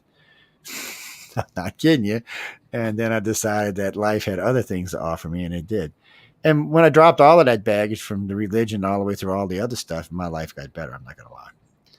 Well, it's just me personally. It doesn't mean that's how it's going to work.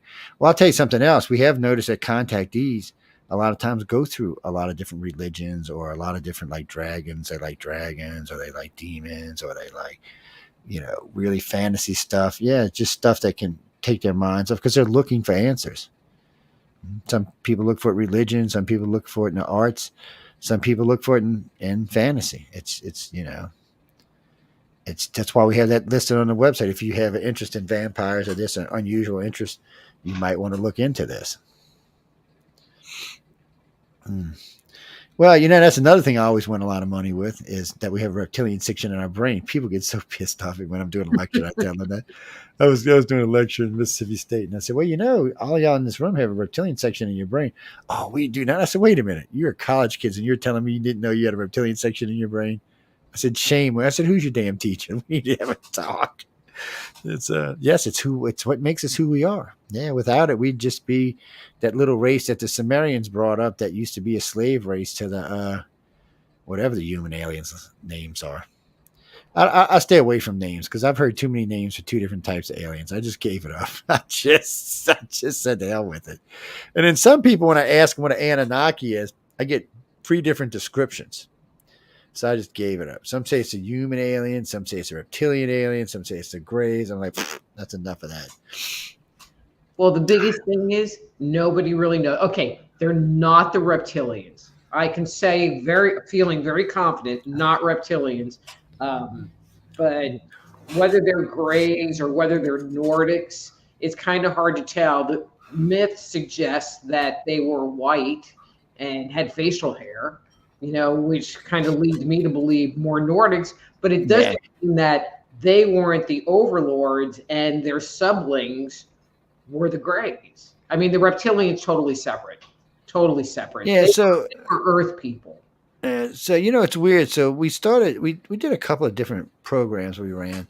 One, I wanted to find out who was the most feared of the 4 races that come here. That the 3 that actually do the abductions, which are the Greys, reptilians, and humans. Because I was always taught that the Greys worked for the humans and the reptilians. Well, I was wrong. Come to find out that both humans and the Greys are scared shitless of the Greys. If there's even a 3-foot Grey standing there, when one of them walks in, they will actually bow their head and walk to the side around the Grey. Mainly because I would imagine their brain power is probably about 4 or 5 times what either one of their races are. And their technology is at least 1 million years ahead of them. So you can't have organic technology and be behind on a click and switch technology. It's just not even going to be close to the same thing. So we learned over the years, and I actually made a recant about 15 years ago. I got on air and said, well, look, I'm pretty sure we were wrong.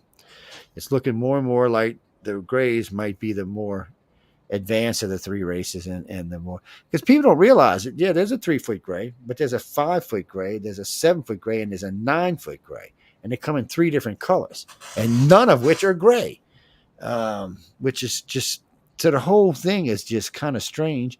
And then you got the humans, who usually are somewhere around 7-8 foot tall, probably 400 to 500 pounds. Reptilians are pretty much about the same size. They're bigger than us, but that just suggests they came from a different kind of environment than we live in. And then there's the other thing. Who likes us the best? Who do you think likes us the best? What do you mean? So, I really base a lot of my opinions on myth, and that's good. There's nothing wrong with that. And it gets, I feel like it's a record, and it's a record that has held for years and years and years. But it's a bit of a conundrum, because where the interface has been and I call like the, Zeusy type gods that live in the sky. Mhm. I call them Nordics just for Because they probably were. And then the reptilians, they inhabited the earth first. I mean, Mythin's very clear. They were here first, true. living in their underground bases. But where it gets kind of dicey is the reptilians gave humanity technology. It's true. And so was that a blessing, or was that really a curse and leading to our ultimate demise? Well, here I'll throw something in there with you. So the Sumerians, we know, created the 7 creations of man, with the last creation of man looking something like us, but not they weren't. They were a lot like them. Other way, they could cook, they could procreate, they could make meat, no, but they weren't sentient in the way that we're sentient. They were sentient, just not like we are. So the Sumerians started talking about these reptilians kept coming down, stealing their women, taking them away, raping them, bringing them back pregnant, and the children were born. They always said the children were different. When I originally heard this story, I thought the children looked different. That's not what it was. The children thought differently. They now had that little section, and I'm going to give you more. Get in there. Give you more. Okay, so in the biblical story, the sons of God mated with the daughters of men. Mhm. So there's that story. But if you sit there and timeline it, so all right, so in India there is the epic tale of Ramayana. Yeah. In that story, he meets this group of half man, half ape individuals, because Rama is a god, god. And he meets this group of Vanara who the gods decided to create because Rama was going to need an army to defeat the god of Lanka. And so years before that, centuries before that, the gods from the heavens came down and mated with the apes and bears, and that's where this race came from. So they were all demigods, and these Vanara had more intellect. They were smarter. So if your god was the god of wind, you had this additional power. And if your dad was a chief architect, you had this additional information. What was interesting is that the period that Rama lived was, and I can't remember like what epic, but that period started from like 1.5 million years ago and ended about 700 and something thousand years ago, which again puts you back to Homo erectus. Mhm. And so if the gods came down, so you have these little like stone cutting apey people hanging out on the earth, but if there was an interbreeding that happened, that's where it would have happened, because Homo erectus lost their body hair. They were able to stand upright. They had culture and society. They were the first group to produce any kind of art. And so there was so much of an advance culturally in these individuals that anything that we've seen after that has been minor, in my opinion. Yeah, well, no, that's a good opinion. It's just, it was a lot. See, that's just so many little hairs in there. Because somebody the other day said, well, what about Nibiru? I said, well, what about it? I said, there's no planet 5 times the size of Earth ever came anywhere around us, so we would be dead. It would have been in the historic record. Yeah, and it would have been, and it's worse than that, because both the Chinese and the Mesoamericans were both keeping good astrological records. Nobody reported anything in the last 3,600 years. And it's worse than that, guys. You can't, if a planet 5 times the size of Earth even got close to us, it would crush us. There would just be nothing left of our planet. It would crush the moon. It would kill everybody on it. And it's supposed to come by every 3,600 years. So it can't be a planet. Now, Stitching, I think it was Stitch's work. His work had been retranslated. I'm sorry. So the new translation says it's not a planet, that it was more than likely a ship, maybe the size or half the size of our moon. Because it was something when they were reading it that was actually a description. It was the way the Sumerians described the moon, and not a planet. So somewhere along the line in the original interpretation, they got it wrong. So 2 groups came back and changed it. Well, that would make more sense. Okay, you got something that comes around, parks in orbit, checks us out for a while and leaves. Maybe it is something that comes every 3,600, every 5,000 years, because their planet wherever it may be in another solar system, might be actually close enough at that time for this thing to shoot over here. But we don't know because it hasn't been seen since. That would make more sense. So one of the things that you find, and where I really like tracked it, and this has been a while, so I'm kind of talking out my butt here, was when I was looking to find a date for the flood, for the Noah flood, and I was taken back to like 35,000 years ago. And what we find as we move forward in time are these blips in technology, so we had the creation of art, in cave art, but then, a few thousand, it was like 5,000 years passed. And now we have bows and arrows, and 5,000 years passed, and now we're growing things. And it just seemed like a pretty regular cycle where we would get infused with information, and then it would stop. It's the damnedest thing. I mean, we were talking about this the other night. It's like, well, for contactees, I just call it uploads. But it seems like there was something out there that was, and that's why they say the reptilians, because when you go back to the Sumerian story and about the seven creations of man and the reptilians interbreeding with them, that's the first time that our race had two different alien races in it, both the human type aliens and the reptilian type aliens. Might even be where the blood types are coming from. The Greys entered later on. Maybe that's who gave us RH negatives, was the Greys thousands of years later, because they said they sent the Greys here to become the galactic policemen over the reptilian humans because they kept getting in fights on our damn planet. They were just like, because one was saying it was their planet, one was saying it was their planet. Eventually, there was going to be a war, so they said they sent the Greys. But regardless, it does seem that the reptilians somewhere in our past interbred with the Sumerian kids or the Anunnaki kids, and they became us, the people who here today. Now, somewhere along that line, the Greys probably introduced RH negative into us, and that makes us the full people we are actually on this planet today. But our ancestry, if you go all the way back, say 10,000, 15, or 50,000 years, us and the Sumerians weren't that closely related. It was not until and I bet you they didn't have a reptilian section in their brain. So look at it this way. Before RH negative, everyone on this damn planet was brown hair, brown skin, and brown eyed. There was no differences. That was the planet. That was us. Whatever we were, I'm not even saying we even look like we do today, but we were brown hair, brown eyed, and brown skin, because when RH negative came into be, that's when all the mutations started.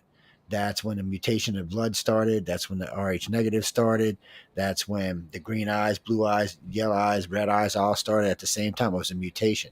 And what's scary about the mutation is, think about this. Mother Nature didn't create it for one reason. It was a baby killer.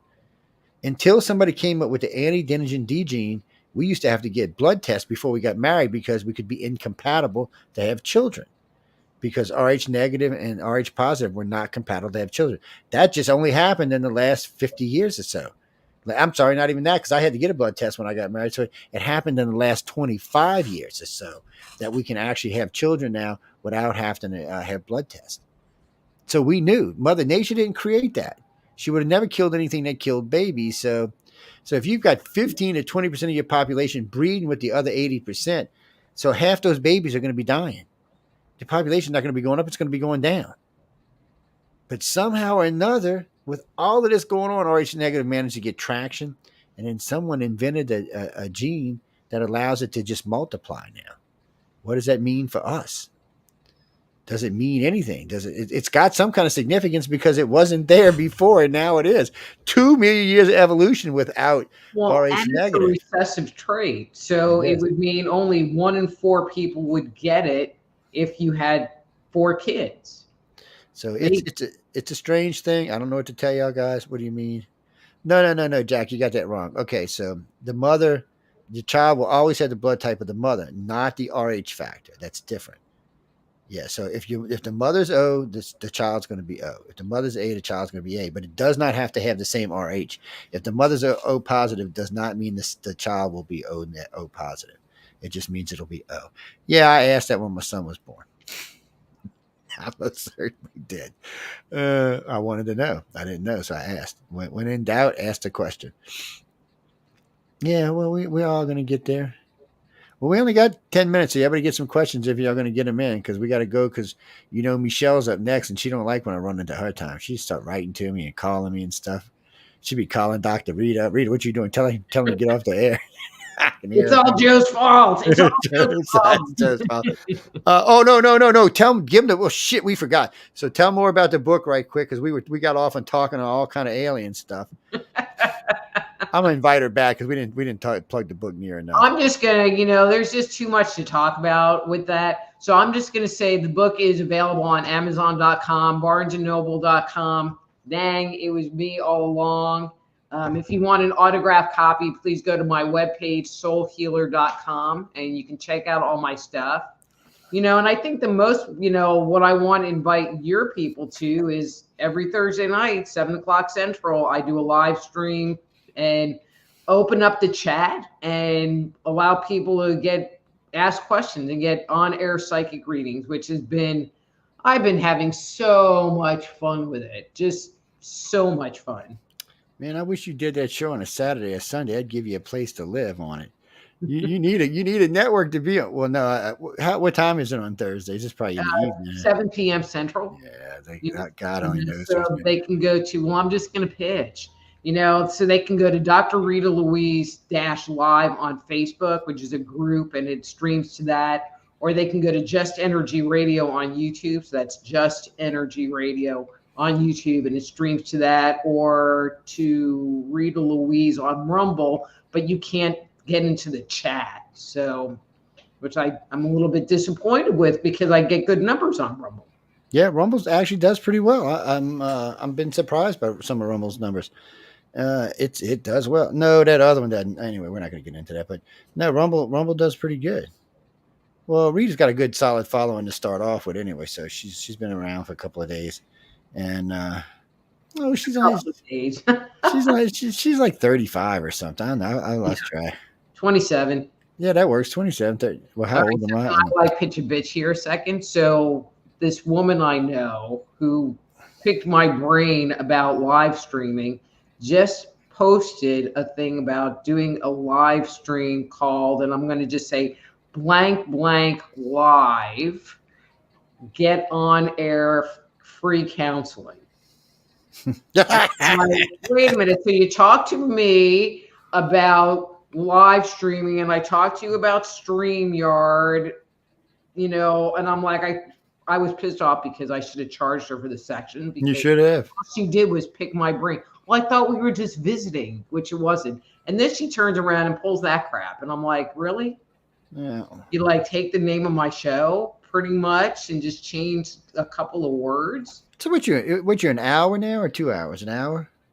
It's an hour. Okay. 7. So you're 7. What time you're in? Central? No, you're not in Central. Where are you? I'm Central. Oh, okay. You are Central. We're like almost neighbors. I might have to move somebody down and put you over there, man. I'm gonna call you not tonight, but I'm gonna call you soon about this. Okay. Well, no. What do you mean, Grace? No. We had Just Energy Radio on the network forever. Yes, and then she changed times. I didn't know where she went. I got lost. We just stopped doing the freaking show. Oh, that's right. I forgot. See, what's what happens when you get old, people. You forget shit. No, she's easy to get hold to. She's a very sweet lady. She don't take any bullshit though, so I'm gonna just warn y'all ahead of time. Oh no! Oh, you mean the 60th? If I can find some pictures, I'll post them. Well, we had a great time at the 60th. Fox was there doing sweeps week. It was insane. It was insane. Yes. My whole crew, we had a whole crew there for iKon and the radio network. They got into it with Fox. They were out there with them Nerf guns, killing each other all day. Well, it was good for us. We got lots of free publicity out of it, but there was lots of great interviews. About the Roswell thing? Yeah, there was lots and lots of great interviews. Media interviews out of my freaking tinfoil hat. Yeah, I know. It was just a great.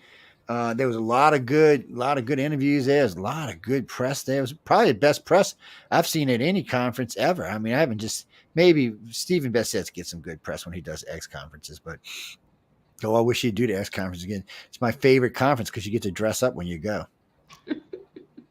Well, I like wearing pretty clothes. What can I say? Pretty clothes. Don't even, just don't. I will boot your ass out of the room wherever you're at. I will boot your ass. You get kicked. I will sick Michelle on you. You better watch it. Or no, better yet, I'll sick Amelia on you. She's meaner than Michelle. No, Amelia is one of the hosts on the Outer Realm. Yes, and they both love Rita to death. And yes, I just call her Rita. I'm fun. Yeah, you are fun. No, I love her new hairdo. Well, last time I seen she had short hair, so you never know when you're gonna see what kind of hair she's got on her head. Well, I'm a Leo, and this was like accidental hair, not tonight, but this was just like go to the gym hair, and people were like, "Your hair looks really nice. Your hair looks really good." nice." So then I went and got my hair done, and I asked the beautician, I'm like, "What do you think of this cut or this look?" She goes, "It looks really cute. I really like it on you." Looks good on you. It stuck. Hey, when it looks good, looks good. It's super easy. Hey, that's even a better thing. Better. See, this is super easy. Look, see, that's where mine's at. This was too. I got to tell you this. So the other day, somebody said, "Send me a picture of you." I said, "Okay." So it was somebody coming in for a host. So I sent a picture. I didn't realize I sent one of them. I'm in a shirt, no tie on, just open the ties around my neck, and my hair is flipped over the top. And she sends it back. She says, "That ain't you." And I said, "Yeah." She said, "I've seen you on air many times. You don't have long hair." I said, "I most certainly do, sweetheart." I said, "You just can't see it because I wear a ponytail." She's like, "Why? It looks good." I said, "No, not when I'm live. It's not coming out. It's staying back there because it's a pain in the ass. That's why." Well, there's nothing up here. It's shiny up here. I could have hair up there. I'm too lazy. Well, Hims, I may take the deal. Hims wants to advertise on our network, and they offered to do a thing with my head, but I never really think about it. The only way I wear the glasses is because I don't like the reflection off the light. Yeah. No, just one of them things. Life's the bitch, and then you die. But it's not to cover up your second set of eyes that are up there. That's right. That's right. Yes, I don't want y'all to see what's up there. No, that's you get sand in your crack and then you die. Yes, the same thing. If you go to the beach. Anyway, y'all are getting weird in here tonight. Any last questions we got? We gotta go. What you got? No, she don't like stupid guys. So you're already out the question. He asked if you were married. Okay, so just to answer, no, I'm not married. No, I don't like stupid guys. Yeah, she don't like stupid guys. I have a house project, so if you really don't know how to use a hammer and you tell me you do, and you don't, you are so out the door. don't bug her. Look, if you can't swing a hammer, don't bug her. Oh, wait, better yet, if you don't have your own power tools, look. No dating unless you got power tools, people. I'm just telling you ahead of time. And to all my friends out there, remember this. It's just as easy to love a rich person as to love a poor person. I've told every one of my stepdaughters that and my kids. Well, because, it's true. I don't know. I've married both rich and poor. It didn't matter. It didn't seem to matter for me. No, Chris, I've only been married once. That's it. One time. Yes. Nope. I wasn't going through that twice. You can forget that shit. No, one of my friends has been married 7 times. Yes. No, seriously, 7 times. And my stepdad, who God rest his soul, he was married 5 times before I met my mother, and that was it. She don't get divorced. She's like, first thing she told me, you sign over everything here because we're not gonna have none of this bullshit. And they stayed married till he died. Yes, that's just how it is. What do you mean? So I'm gonna bring her back on, but I'm gonna bring her on. I think I'm gonna bring her on news on the flip side, so we can be a little more open about some of the stuff we're talking about. Well, UFO on the cover can be restrictive sometime on some topics. It's great for alien stuff, but I got to be careful because our audience gets a little squirmy, wormy if we get too far in any direction that deals with politics or things that shouldn't be here. I understand it. No, it's like Kaepernick on the NFL. I understand that. Or any of that woke stuff on your favorite TV show. No, I truly do understand that. Dude. What do you mean? Why did I make a crack about Disney? Because the former head of Disney, real quick, was a nice lady whose one son was a transvestite and the other son was gay. So she decided that all employees of Disney should be gay or transvestites. That's why the other 70, how many ever years the old was brought back.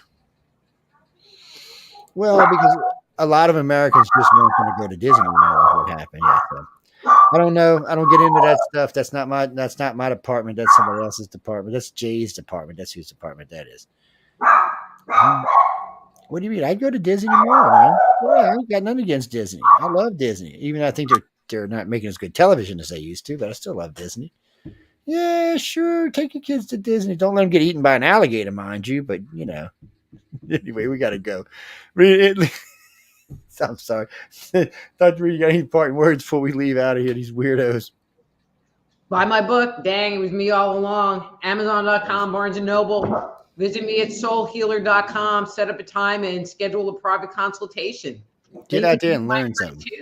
Yes. Learn something, people. On that note, we got to get out of here. And thank everyone for tuning in to United Public Radio.